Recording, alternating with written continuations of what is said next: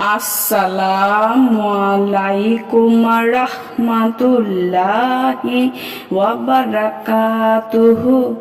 সুপ্রিয় সম্মানিত দর্শক ও শ্রোতা, আশা করি মহান রব্বুল আলামিনের দয়ায় আপনারা সকলেই ভালো আছেন। সুপ্রিয় সম্মানিত দর্শক ও শ্রোতা, আজকে হযরত ওমর রাদিয়াল্লাহু তাআলা আনহু থেকে একটি ঘটনা বর্ণনা করব। ঘটনার শিরোনাম হচ্ছে হযরত আলী রাদিয়াল্লাহু তাআলা আনহুর ফয়সালা।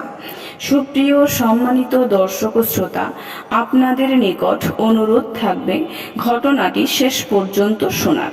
ওমর রাদিয়াল্লাহু আনহু এক নারীর ব্যাপারে জানতে পারলেন তার স্বামী সফরে থাকাকালে সে অন্য পুরুষদের সাথে বেশি কথা বলে। তিনি এই বিষয়টি অপছন্দ করলেন, তাই তিনি ওই নারীকে ডেকে পাঠালেন। যখন ওই মহিলাকে খবর পাঠানো হলো, তখন সে বলল, আমার ব্যাপারে খোঁজ খবর নেওয়ার ওমরকে। এরপর সে ওমর রাদিয়াল্লাহু আনহুর সঙ্গে দেখা করতে ঘর থেকে বের হলো। পথিমধ্যে তার প্রসব বেদনা শুরু হয়ে গেল। সে বাড়িতে গেল এবং সন্তান জন্ম দিল। কিন্তু দুঃখের বিষয়, সন্তান জন্মগ্রহণের পর একটি চিৎকার দিয়ে মারা গেল। ওমর রাদিয়াল্লাহু আনহু চিন্তা হলো, হয়তো আমার কারণেই ওই মহিলার সন্তান মারা গেছে। তাই তিনি উল্লেখযোগ্য কয়েকটি সাহাবীদের নিয়ে এ বিষয়ে পরামর্শের জন্য বসলেন। এক একজনে এক এক ধরনের মতামত পেশ করলেন। কেউ বললেন, আমিরুল মুমিনিন, এতে আপনার অপরাধ কি? আপনি তো কেবল একজন দায়িত্বশীল অভিভাবক হিসেবে তাকে সতর্ক করতে চেয়েছিলেন, তাই তাকে ডেকেছেন। এরপর হযরত ওমর রাদিয়াল্লাহু আনহু হযরত আলী রাদিয়াল্লাহু আনহুকে এ ব্যাপারে জিজ্ঞেস করলেন। তিনি বললেন, যারা এসব মতামত পেশ করেছে তারা যদি নিজেদের মতামত পেশ করে থাকে তাহলে সেটা ভুল মতামত পেশ করেছে।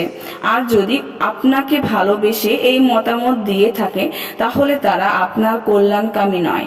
আর আমার মত হলো, আপনাকে ওই সন্তানদের রক্তপণ দিতে হবে, কারণ আপনার কারণে ওই মহিলা ভয় পেয়েছে, বিধায় পথেই তার প্রসব বেদনা শুরু হয়েছে।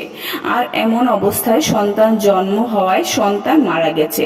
হযরত ওমর রাদিয়াল্লাহু আনহু রক্তপণ আদায় করলেন এবং হযরত আলী রাদিয়াল্লাহু আনহুকে হুকুম দিলেন তিনি যেন এই রক্তপণের অর্থ পুরো কুরাইশ সম্প্রদায়ের মাঝে বন্টন করে দেন। সুপ্রিয় সম্মানিত দর্শক ও শ্রোতা, আজকের ঘটনাটি এই পর্যন্তই। ঘটনাটি যদি ভালো লেগে থাকে অবশ্যই চ্যানেলটি সাবস্ক্রাইব করবেন, লাইক করবেন, কমেন্ট করবেন এবং বেশি বেশি শেয়ার করে দেবেন। সবাই ভালো থাকবেন। আল্লাহ হাফেজ।